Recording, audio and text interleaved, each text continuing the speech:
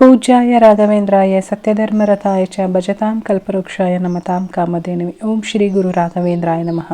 ರಾಯರ ಅನುಗ್ರಹ ಚಾನಲ್ಗೆ ಸ್ವಾಗತಿಸುತ್ತಾ, ಇನ್ನೂ ಯಾರೆಲ್ಲ ರಾಯರ ಚಾನಲ್ನ ಇನ್ನೂ ಸಬ್ಸ್ಕ್ರೈಬ್ ಮಾಡ್ಕೊಂಡಿಲ್ಲ ದಯವಿಟ್ಟು ಸಬ್ಸ್ಕ್ರೈಬ್ ಮಾಡ್ಕೊಳ್ಳಿ. ಹಾಗೆ ಈ ವಿಡಿಯೋಗೊಂದು ಲೈಕ್ ಕೊಟ್ಟು ವಿಡಿಯೋನ ಮುಂದುವರ್ಸೋಣ.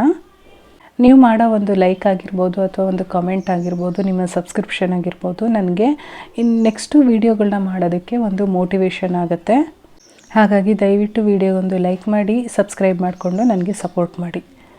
ರಾಯರ ಅನುಗ್ರಹ ಚಾನಲ್ನ ಎಲ್ಲ ಸಬ್ಸ್ಕ್ರೈಬರ್ಸು ಕೂಡ ತುಂಬಾ ಚೆನ್ನಾಗಿದ್ದೀರಾ ಅಂತ ಭಾವಿಸ್ತಾ ಇವತ್ತಿನ ವಿಡಿಯೋನ ಮಾಡೋಣ. ನನ್ನ ಕಮೆಂಟ್ಸಲ್ಲಿ ನನಗೆ ತುಂಬ ಜಾಸ್ತಿ ಕ್ವಶನ್ ಕೇಳಿರೋದು ಅಂತ ಅಂದರೆ, ತುಂಬ ಸಾಲ ಇದೆ, ಸಾಲ ಪರಿಹಾರಕ್ಕೆ ಯಾವುದಾದ್ರೂ ಪೂಜೆ ಇದ್ದರೆ ಹೇಳಿ ಅಕ್ಕ ಅಂತೇಳಿ ತುಂಬ ಜನ ನನಗೆ ಕಾಮೆಂಟ್ ಮಾಡಿ ಕೇಳಿದ್ದೀರಾ. ಹಾಗಾಗಿ ನಾನು ಮೊನ್ನೆನೇ ಮಾಡಬೇಕು ಅಂತ ಇದ್ದೆ, ಹಬ್ಬ ಇದ್ದಿದ್ದರಿಂದ ಸ್ವಲ್ಪ ಲೇಟ್ ಆಯಿತು ಮಾಡೋದಕ್ಕೆ.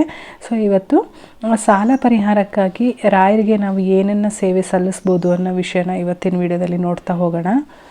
ಸಾಲಬಾಧೆ ಅಂತ ಅಂದರೆ ಋಣಬಾಧೆ ಅಂತ ಹೇಳ್ಬಿಟ್ಟು, ನಾವೀಗ ಒಬ್ಬರ ಹತ್ರ ಸಾಲ ಮಾಡಿದ್ದೀವಿ ಅಂತ ಅಂದರೆ ಅವರ ಋಣದಲ್ಲಿ ನಾವಿದ್ದೀವಿ ಅಂತ ಹೇಳಿ ಅಲ್ವಾ ಅರ್ಥ. ಹಾಗಾಗಿ ಋಣಬಾಧೆ ಅಂತೇಳಿ ನಾವು ಇದನ್ನು ಕರಿತೀವಿ.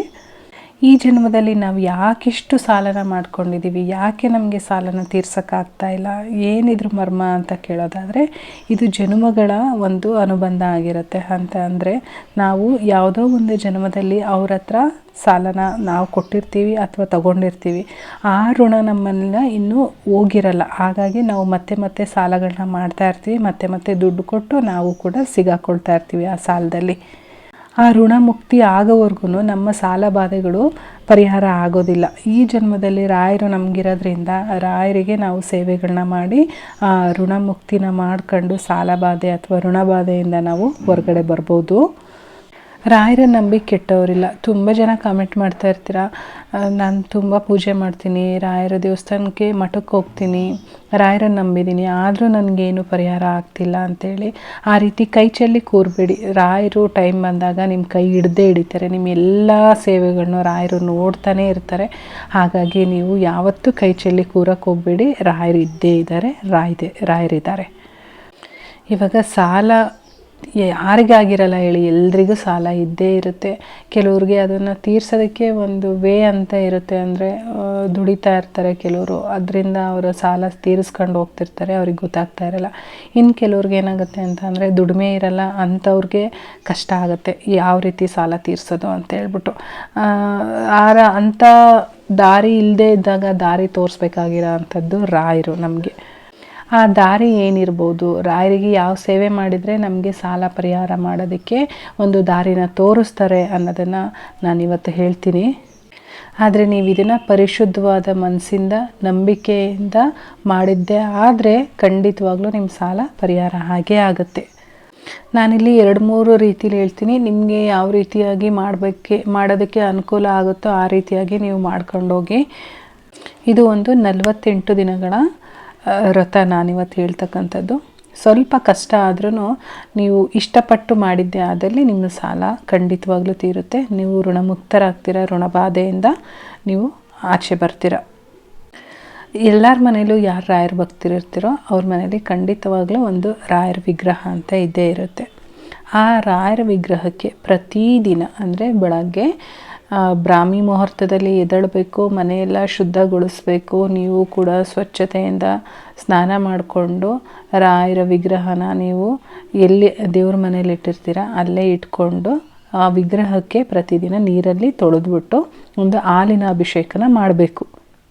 ಫೋಟೋ ಇದೆ ಏನು ಮಾಡೋದು, ವಿಗ್ರಹ ಇಲ್ಲ ಅಂತ ಅಂದರೆ ಒಂದು ನಮ್ಮ ಕೈ ಹಿಡಿಯೋಷ್ಟು ಒಂದು ಮುಷ್ಟಿಯಷ್ಟು ಆಗೋ ಅಂಥದ್ದು ಒಂದು ವಿಗ್ರಹನ ತಗೊಳ್ಳಿ. ರಾಯರನ್ನು ನಿಮ್ಮ ದೇವ್ರ ಮನೇಲಿ ಇಟ್ಕೊಂಡು ಪ್ರತಿದಿನ ಅಂದರೆ 48 ದಿನಗಳ ಕಾಲ ನೀವು ಹಾಲಿನ ಅಭಿಷೇಕನ, ಕ್ಷೀರಾಭಿಷೇಕ ಅಂತ ಏನು ಕರಿತೀವಿ, ಕ್ಷೀರಾಭಿಷೇಕನ ಮಾಡಬೇಕಾಗತ್ತೆ. ಆ ಕ್ಷೀರಾಭಿಷೇಕ ಮಾಡೋ ಸಂದರ್ಭದಲ್ಲಿ ನೀವೊಂದು ಸ್ತೋತ್ರನ ಹೇಳ್ಕೋಬೇಕು. ಹಾಲಿನ ಅಭಿಷೇಕ ಮಾಡೋ ಸಂದರ್ಭದಲ್ಲಿ ನೀವು ಈ ಸ್ತೋತ್ರನ ಹೇಳ್ಕೋಬೇಕು. ಋಣಮೋಚಕ ಶ್ರೀ ರಾಘವೇಂದ್ರ ಸ್ತೋತ್ರಂ ಅಂತ ಹೇಳ್ಬಿಟ್ಟು ನಿಮಗೆ ಇದನ್ನು ಹೇಳಿಕೊಳ್ಳೋದಕ್ಕಾಗಲಿಲ್ಲ ಅಂತ ಅಂದರೆ ಯೂಟ್ಯೂಬಲ್ಲಿ ಎಷ್ಟೊಂದು ವೀಡಿಯೋಸ್ ಸಿಗುತ್ತೆ. ಋಣಮೋಚಕ ಶ್ರೀ ರಾಘವೇಂದ್ರ ಸ್ತೋತ್ರಂ ಅಂತ ಹೇಳ್ಬಿಟ್ಟು ಸರ್ಚ್ ಮಾಡಿ ನಿಮಗೆ ಆಡಿಯೋಗಳು ಸಿಗುತ್ತೆ. ಆ ಆಡಿಯೋನ ಇಟ್ಕೊಂಡು ನೀವು ಯಾವುದೇ ರೀತಿ ಹೊರಗಡೆಯಿಂದ ಡಿಸ್ಟರ್ಬೆನ್ಸ್ ಇಲ್ದಂಗೆ ಆಡಿಯೋನ ಕೇಳ್ಕೊಂಡು ನಿಮ್ಮ ನಂಬಿಕೆ ಏನಿರುತ್ತೆ ಸಂಪೂರ್ಣವಾದ ನಂಬಿಕೆಯಿಂದ ನೀವು ಹಾಲಿನ ಅಭಿಷೇಕನ ಮಾಡಬೇಕಾಗತ್ತೆ. ಅಥವಾ ನೀವು ಬಯರ್ಟ್ ಮಾಡಿ ನೀವೇ ಹೇಳ್ಕೊತೀರಾ ಅಂತ ಅಂದರೆ ತುಂಬಾ ಒಳ್ಳೆಯದು. ನಾನು ಈಗ ಇಲ್ಲೇನು ಫೋಟೋ ಹಾಕಿದ್ದೀನ ಇದನ್ನು ಸ್ಕ್ರೀನ್ಶಾಟ್ ತೆಗೆದಿಟ್ಕೊಳ್ಳಿ. ನೀವೇ ಬಯರ್ಟ್ ಮಾಡಿಕೊಂಡು ಅಭಿಷೇಕ ನಡೆಯೋ ಅಂಥ ಸಂದರ್ಭದಲ್ಲಿ ಆ ಸ್ತೋತ್ರನ ಹೇಳ್ಕೊಂಡೋಗಿ. ಹೇಳಕ್ಕೆ ಬರಲ್ಲ ಅಂತ ಅಂದರೆ ಈಗ ನಾನು ಏನು ಹೇಳಿದೆ ಆ ರೀತಿ ಒಂದು ವಿಧಾನನ ಫಾಲೋ ಮಾಡಿಕೊಂಡು ನೀವು ಇರೋತನ 48 ದಿನಗಳ ಕಾಲ ಮಡಿ ಮೈಲ್ಗೆಯಿಂದ ಎಲ್ಲೂ ಕೂಡ ನಾನ್ ವೆಜ್ ತಿಂದಂಗೆ, ಒಂದು ಈರುಳ್ಳಿ ಬೆಳ್ಳುಳ್ಳಿ ಹಾಕಿರ್ತಕ್ಕಂಥ ಊಟ ತಿಂದಂಗೆ, ಹೊರಗಡೆ ಎಲ್ಲೂ ಊಟ ಮಾಡ್ದಂಗೆ ನೀವು ಇರೋತನ ಕಟ್ಟುನಿಟ್ಟಾಗಿ ಪಾಲಿಸಿದ್ದೆ ಆದರೆ ನಿಮ್ಮ ಸಾಲ ಬಾಧೆ ಪರಿಹಾರ ಆಗುತ್ತೆ. ಇನ್ನು ಎರಡನೇ ವಿಧಾನ ಏನು ಅಂತಂದರೆ ಗಂಡು ಮಕ್ಕಳು ಕಂಪಲ್ಸರಿ 48 ದಿನ ಮಾಡಲೇಬೇಕು. ಹೆಣ್ಮಕ್ಳಿಗೆ ಮಧ್ಯದಲ್ಲಿ ಪೀರಿಯಡ್ಸ್ ಬರೋದ್ರಿಂದ ಒಂದು 11 ದಿನ ಆದರೂ ನೀವು ಮಾಡಲೇಬೇಕಾಗತ್ತೆ ಹೆಣ್ಮಕ್ಳು.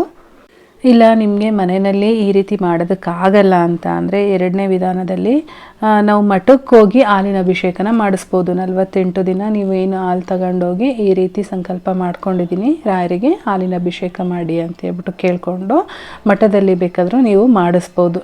ನಿಮಗೆ ಕಷ್ಟ ಅಂತ ಅನ್ನಿಸ್ಬೋದು, ಅಯ್ಯೋ ನಮಗೇ ಎಷ್ಟೊಂದು ಸಾಲ ಇದೆ, ಅದರಲ್ಲಿ ರಾಯರಿಗೂ ಇಷ್ಟೊಂದು ನಾವು ಖರ್ಚು ಮಾಡಬೇಕಾ ಅಂತ ನಿಮ್ಮ ಮನಸ್ಸಲ್ಲಿ ಅಂದ್ಕೊಂಡ್ರೆ ಅದು ತಪ್ಪಾಗುತ್ತೆ. ಯಾಕೆ ಅಂತ ಅಂದರೆ ನಾವು ಮಾಡ್ತಾ ಇರೋದೇ ರಾಯರ ಸೇವೆ. ರಾಯರು ಹೆಂಗಾದರೂ ನಮಗೆ ಒದಗಿಸ್ಕೊಟ್ಟೇ ಕೊಡ್ತಾರೆ. ನೀವು ಶುರು ಮಾಡೋದಷ್ಟೇ. ಈ ರೀತಿ 48 ದಿನ ಬೇಕಾದರೆ ನೀವು ಮಠದಲ್ಲಿ ಹೋಗಿ ಕೂಡ ಸೇವೆನ ಮಾಡ್ಬೋದು. ಇನ್ನು ಮೂರನೇ ವಿಧಾನ ಬಂದು ನರಸಿಂಹದೇವರ ಪ್ರಾರ್ಥನೆ ಮಾಡ್ಕೋಬೇಕಂತೆ. ಅಲ್ಲಿ ಋಣಮೋಚನ ಸ್ತೋತ್ರ ಈಗ ನಾನು ಏನು ಹೇಳಿದ್ದೀನಿ ಅದೇ ಸ್ತೋತ್ರ ಹೇಳ್ಕೊಂಡು ನರಸಿಂಹದೇವರನ್ನು ಕೂಡ ನಾವು ಪ್ರಾರ್ಥನೆ ಮಾಡ್ಕೊಳ್ಬೋದಂತೆ. ಪ್ರಹ್ಲಾದರಿಗೆ ನೀವು ಯಾವ ರೀತಿ ಒಲ್ದು ಬಂದ್ರಿ, ಈಗ ಅವರಪ್ಪ ಹಿರಣ್ಯಕಶ್ಯಪನ ಯಾವ ರೀತಿ ನೀವು ಸಂಹಾರ ಮಾಡಿದ್ರಿ, ಅವರಲ್ಲಿರ್ತಕ್ಕಂಥ ದ್ವೇಷ ಆಗಿರ್ಬೋದು ಎಲ್ಲದು ಯಾವ ರೀತಿ ಸಂಹಾರ ಮಾಡಿದ್ರಿ, ಅದೇ ರೀತಿ ನನ್ನ ಸಾಲ ಅನ್ನೋ ಒಂದು ಈ ಸುಳಿನ ಸಂಹಾರ ಮಾಡಿ ನನ್ನನ್ನು ಉದ್ಧಾರ ಮಾಡು ತಂದೆ ಅಂತ ಹೇಳ್ಬಿಟ್ಟು ನರಸಿಂಹದೇವರನ್ನು ಕೂಡ ಪ್ರಾರ್ಥನೆ ಮಾಡ್ಕೋಬೋದಂತೆ. ಅದೇ ರೀತಿ ಮತ್ತೊಂದು ವಿಧಾನ ಅಂತ ಅಂದರೆ ನೀವು 11 ದಿನಗಳ ಕಾಲ ರಾಯರ ಮಠಕ್ಕೆ ಹೋಗಿ 11 ಪ್ರದಕ್ಷಿಣೆನ ಹಾಕಬೇಕಾಗತ್ತೆ. ಯಾವ ರೀತಿ ಪ್ರದಕ್ಷಿಣೆ ಹಾಕಬೇಕು ರಾಯರಿಗೆ ಅನ್ನೋದನ್ನು ನಾನು ಈ ಹಿಂದಿನ ವಿಡಿಯೋದಲ್ಲಿ ತೋರಿಸ್ಕೊಟ್ಟಿದ್ದೀನಿ, ಅಂದರೆ ಹೇಳ್ಕೊಟ್ಟಿದ್ದೀನಿ.